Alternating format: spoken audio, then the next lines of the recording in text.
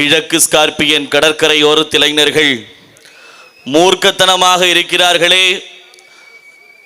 America ஆய்வை நடத்தி சோதித்த போது கிழக்கு ஸ்கார்பியன் கடற்கரையோரத்து இளைஞர்களின் வீரத்திலே ஒரு மா வீரனின் இரத்த அணு பரவி கிடந்தது.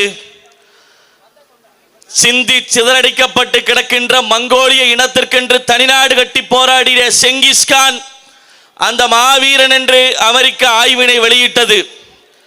அப்படி இந்த கோவை மாநகரத்தில் திரண்டிருக்கிற தமிழ் பிள்ளைகளினுடைய இரத்த அணுக்களை இன்னும் 1000 ஆண்டுகள் கழித்து ஏதோ ஒரு நாடு சோதனை செய்து பார்த்தாலும் அதிலும் ஒரு மா வீரனுடைய இரத்த அணு பரவி கிடக்கும். அவன் வேறு யாருமல்ல, தமிழனுக்கென்று தனிநாடு கட்டிய எங்கள் உயிர் தலைவன் மேதகுவே பிரபாகரன் என்கிற பெருமை மிக்க பெரு நெருப்பினுடைய இரத்த அணுவில் பரவி இங்கே திரண்டிருக்கிற தாய் தமிழ் சொந்தங்கள் அனைவருக்கும் என்னுடைய வணக்கம். நிலத்தை இழந்தால் பழத்தை இழப்போம், பழத்தை இழந்தால் தமிழர் வளத்தை இழப்போம், வளத்தை இழந்தால் அரசியல் களத்தை இழப்போம், களத்தையே இழந்தால் வருங்கால தலைமுறை பிள்ளைகளின் வாழ்க்கையே இழப்போம் என்பதை உணர்த்துவதற்காக தமிழ்நாட்டில் வடவர்களுடைய ஆதிக்கத்தை முறைப்படுத்துவதற்காக மாபெரும் இன எழுச்சி கூட்டத்தை நாம் தமிழர் கட்சி இந்த இடத்தில் நடத்தி கொண்டிருக்கிறது. உள் நுழைவு சீட்டு இன்னர் லைன் பர்மிட் என்பதை முறைப்படுத்த வேண்டும். யாரோ எங்கிருந்தோ ட்ரெயின் ஏறி எப்படி 70 ஆண்டுகளுக்கு முன்னால் கருணாநிதி கக்கூசுக்குள் உட்கார்ந்து திருட்டுறையில் ஏறி வந்தாரோ அதை போல இன்றைக்கும் திருப்பூர் கோவையிலே பல இந்திக்கார குற்றவாளிகள் கக்கூசுக்குள்ளே ஒளிந்து கொண்டு பான் பராக்குகளை போட்டுக்கொண்டு இந்த திருப்பூர் கோவை மாநகரங்களிலே நடந்து கொண்டிருக்கிறான். அவன் மீது என்ன குற்ற வழக்கு பதிவு செய்யப்பட்டிருக்கிறது? அவன் பாலியல் குற்றவாளியா இல்லை செந்தில் பாலாஜியை போல உலகமகா திருடனா இல்லை ஏவா வேலு போல தெரு பொறுக்கியா என்பதை முறைப்படுத்தி நீங்கள் வெளியிட வேண்டும் என்பதற்காகத்தான் இவ்வளவு பெரிய கூட்டத்திற்கு மக்கள் அதிகமாகி கொண்டிருக்கிறோம். வீதியிலே நடமாட முடியல. தமிழ்நாடு காவல்துறை அறிக்கை வெளியிடுகிறது. இந்த வடமாநிலத்தவர்களுடைய வருகைக்கு பிறகு சென்னை தலைநகரிலே 40% குற்ற சம்பவங்கள் நடந்திருக்கிறது, அதிகரித்திருக்கிறது என்று சொல்கிறது.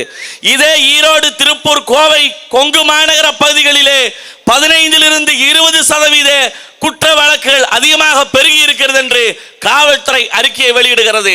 ஒரு இடத்திலே ஒரு கொலை நடந்து விட்டால், கொள்ளை நடந்து விட்டால், கற்பழிப்பு நடந்து விட்டால் அவன் ரயிலே போய் குடும்பம் நடத்துறான். 40 நாளைக்கு கண்டுபிடிக்க முடியல. தமிழ்நாடு காவல்துறை திணறுது. இந்திக்காரர்கள் எல்லோரும் ஒரே மாதிரியாக இருக்கிறார்கள்.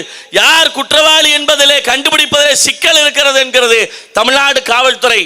அப்போ அவனுக்கு இன்னர் லைன் பர்மிட்டை கொடுத்து முறைப்படுத்துங்கள். அவன் எந்த நிறுவனத்திற்கு வேலைக்கு வருகிறான், எத்தனை ஆண்டுகள் வேலைக்கு வருகிறான் என்பதை முறைப்படுத்துங்கள். எத்தனை ஆண்டுகள் அவன் தமிழ்நாட்டில் இருப்பான் என்பதை உறுதிப்படுத்துங்கள் என்று நாம் தமிழர் பிள்ளைகள் சொல்கிறோம். அன்புக்குரிய சொந்தங்களே, இதே திருப்பூரிலே 5 ஆண்டுகள் 10 ஆண்டுகளுக்கு முன்னால் ஒரு இந்திக்காரன் வேலைக்கு வந்தான். ஒரு கம்பெனியிலே கைமடியாக வேலைக்கு வந்தவன் வெறும் 120 ரூபாய் 200 ரூபாய் சம்பளத்துக்கு வேலைக்கு வந்தான். அன்னைக்கு தமிழர்கள் வாங்கி கொண்டிருந்த சம்பளம் ஒரு ஷிப்டுக்கு 500 ரூபாய், ஒரு ஷிப்டுக்கு 400 ரூபாய். இந்திக்காரன் 200 ரூபாய்க்கு கிடைக்கிறான்னு சொல்லிட்டு அவனுக்கு கைமடியில தமிழ் பெரு முதலாளிகள் வேலைக்கு அமர்த்தினாங்க. அதற்கு பிறகு அவன் படிப்படியாக ஒவ்வொரு வேலையும் கற்றுக்கொண்டு இன்னைக்கு சிங்கர் டெய்லரா, பேட்லாக் டெய்லரா, காஜா பட்டன் நடத்துற எல்லா தொழிலையும் ஆக்குபை பண்ணிட்டான். திருப்பூர்ல ஒரு கம்பெனின்னு எடுத்துட்டீங்கன்னா ஒரு இந்திக்கார வேலைக்கு வந்தா இன்னைக்கு கம்பெனியில 1000 பேர் வேலை செய்கிறான் என்றால் 950 பேர் வட மாநிலத்துக்காரன் இந்திக்காரன். அதுல ஒருத்தன் ஒரு தவறு செய்து விட்டான் என்று அந்த முதலாளி ஒருத்தனை வேலை விட்டு நிப்பாட்டுனா இப்ப பிளாக்மெயில் பண்றான். நாங்கள் 900 பேரும் வேலைக்கு வரமாட்டோம், எங்கால ஒருத்தனை வேலைக்கு வைக்கலன்னா நாங்க வரமாட்டோம் சொல்லி இன்னைக்கு தமிழ் பேசுகிற முதலாளிகளை, தமிழின முதலாளிகளை மிரட்டக்கூடிய வேலையை திருப்பூர் பனியன் கம்பெனியில் அவன் செய்து கொண்டிருக்கிறான். வேற வழி இல்லாமல் தமிழர்கள் தங்களுடைய சொந்த ஊருக்கு, தாய் கிராமத்திற்கு வேற ஏதாவது வேலை செஞ்சு பிழைக்கலாம், வேற மாநிலத்தில் போய் பிழைக்கலாம் என்று அகதிகளா செஞ்சுட்டான். அன்புக்குரியவர்களே, இது ஏதோ தற்குறிகள் மாநாடு கிடையாது. இது ஏதோ ரசிகர்கள் கூடி கலைகிற கூட்டம் அல்ல. அவர்கள் கூடி கலைகிற காகங்கள், நாம் கூடி பொழிகிற மேகங்கள் என்பதை அறிவிற் சார்ந்த பெருமக்களை நீங்கள் மறந்து விடாதீர்கள்.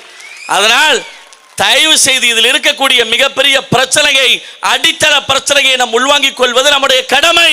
இல்லை என்றால் எப்படி பாலஸ்தீனத்திலே அண்டி ஒண்டி நக்கி பிழைக்க வந்த யூத நாய்கள் இன்று பாலஸ்தீனியர்களை ஒரு ஜான் கஞ்சிக்கு கையேந்த விட்டிருக்கிறானோ, பசியால் கொல்லப்பட்டிருக்கிறார்களோ, எப்படி ஈழத்திலே நம்மின சொந்தங்கள் 176,000 பேரை சிங்கள கேடுகட்ட நாய்கள் கொன்று ஒழித்தார்களோ, அதை போல சொந்த நாட்டிலே நாம் அகதியாக மாறிவிட சூழ்நிலை வந்துடும். இன்னைக்கு நம்மளை அடிச்சா வர்றக்கு ஆள் இல்லை. ஆனா இந்திக்காரனை வேணா தொட்டீங்கன்னா 100 பிஜேபிக்கார ஓடி வரான். உண்மையா இல்லையா? உண்மையா இல்லையா? தமிழ்நாட்டில் இருக்கக்கூடிய மார்வாடிகள், இந்திக்காரர்கள் பாரதிய ஜனதாவிற்கு லட்ச லட்சமாக கப்பம் கட்டி கொண்டிருக்கிறார்கள். ஆனா நம்மளை இந்த நாய்கள் திரள் நிதி வாங்கி கொண்டிருக்கிறார்கள் பேசுவாங்க. நீ எவனா பேசினா செருப்ப கலட்டி அடிப்பதற்கு நாம் தமிழர் பிள்ளைகள் தயாராக இருக்கணும். தமிழ்நாட்டில் சொந்த கடை வச்சிருக்கிற மார்வாடிகள் எல்லாரும் ஆயிரக்கணக்கில் லட்சக்கணக்கில் கொடுத்து பாஜக குண்டர்களை வச்சிருக்கிறான். எவனாச்சும் அவன் மேல தவறு இருந்தா கூட பாரதிய ஜனதாக்காரன் இந்து முன்னிக்கார சப்போர்ட்டுக்கு வந்து நிற்கிறான். தொழில் செய்ய முடியல தமிழ் தேசிய முதலாளிகள், விழி ஒதுங்கி நிற்கிறோம். அதனால் இந்த இடத்திலே எம்எல்ஏ இந்திக்காரனாக வருவதற்கு முன்னால, இந்த இடத்திலே கவுன்சிலர் இந்திக்காரனாக வருவதற்கு முன்னால, இந்த இடத்திலே மாநகர மேயர் ஒரு இந்திக்காரனாக வருவதற்கு முன்னால, தமிழ் பிள்ளைகளே, நம்முடைய அரசியல் எது என்பதை நீங்கள் உணர்ந்து நில்லுங்கள். மீண்டும் மீண்டும் கூத்தாடி பின்னாலே போயிடாதீங்க. ஐயா காமராஜர் வேற ஒரு பதிவு சொல்லியிருக்காரு. அதுக்கு பழனி பாபா சொல்லியிருக்காரு, நீ கூத்தாடி பின்னுக்கு போ, அவன் எவ்வளோ ஒருத்தி கொண்டு வந்து ஆட்சி கட்டில் அமர வச்சுட்டு செத்து போயிடுவான்டா, தயவு செய்து அவன் முன்னாடி போயிடாதுன்னு சொல்லியிருக்காரு. இப்பதான் ஒரு துயரத்தை அகற்றி இருக்கிறோம். தயவு செய்து மீண்டும் மீண்டும் அங்க போயிடாதீங்க. நம் இனம், நம்முடைய மொழி, நம்முடைய வழிபாடு, நம்முடைய வாழ்க்கை என்பதை உணர்ந்து புரிந்து தெளிந்து நாம் தமிழர் என்கிற அசைக்க முடியாத அந்த சக்தியோடு ஒன்றிணைந்து நில்லுங்கள். திமுக அதிமுக இன்னும் எவ்வளவு பெரிய கட்சி, இன்றைக்கு கட்சி தொடங்கி இருந்தாலும் கூட அவன் எவ்வளவு பணம் செலவழிக்கிறான் என்று பார்த்துதான் வேட்பாளராக களத்திலே நிப்பாட்டுவாங்க. ஆனால் நாம் தமிழர் கட்சி மட்டும்தான் பணத்தை பார்க்காமல் தமிழர் என்கிற இனத்தையும் அவன் குணத்தையும் பார்த்து வேட்பாளரை அறிவிக்கிற ஒரே கட்சி நாம் தமிழர் கட்சி மட்டும்தான். இதே திமுக அதிமுகனா நீங்க கட்சிக்கு எவ்வளவு தருவீங்க, தொகுதிக்கு எவ்வளவு செலவணுவீங்கன்னு கேட்டு வேட்பாளர் நிப்பாட்டுவான். அவ்வளவு ஒரு மானகட்ட ஈத்தரைகள் நடத்துற கட்சி. ஆனால் நாம் தமிழர் கட்சி இவன் மண்ணிற்கும் மக்களுக்கும் உறுதியாக களத்தில் நிற்பானா, எந்த நிலையிலும் சமரசம் செய்யாமல் களத்தில் நிற்பானா, பணம் பதவி புகழ் போதை எதற்கும் அடிமையாக நிற்காமல் இருப்பவன் எவனோ அவனுக்கு தான் இந்த இடத்துல சீட்டு என்று கொடுக்கிறார்கள். அன்புக்குரிய சகோதரர்களே, அதை புரிந்து நம்முடைய வெற்றி சின்னமான விவசாயி சின்னத்திலே நீங்கள் வாக்களிக்க வேண்டும். இல்லை என்றால் நம்முடைய மீசையை முறுக்கி நாங்க தாண்டா ஆண்ட சாதி, நாங்க யார் தெரியுமா, நாங்க கவுண்டரு, நாங்களாம் ஆண்ட சாதி, நாங்க தேவர் ஆண்ட சாதி, நாங்க யார் தெரியுமா, நாங்களாம் பாய், முறுக்க முடியாது. இன்னொரு ஒரு வருஷம் போச்சுன்னா எவன்லாம் மீசை இல்லாம இருக்கானோ அவன்லாம் ஆண்ட சாதி ஆயிடுவான். இந்திக்காரனுக்கெல்லாம் மீசையே இருக்காது, மீசையே முளைச்சிருக்காது. அப்புறம் அவன் சொல்லுவான், எங்க ஆளுங்க தமிழ்நாட்டில் 1.5 கோடி பேர் இருக்கானுடா, எங்க ஆளுங்க 2 கோடி பேர் இருக்கா. அந்த கேடுகட்ட நிலைக்கு, அப்படி ஒரு துயரமான நிலைக்கு தமிழர்களே தயவு செய்து நீங்கள் தரம் தாழ்ந்து விடாதீர்கள்.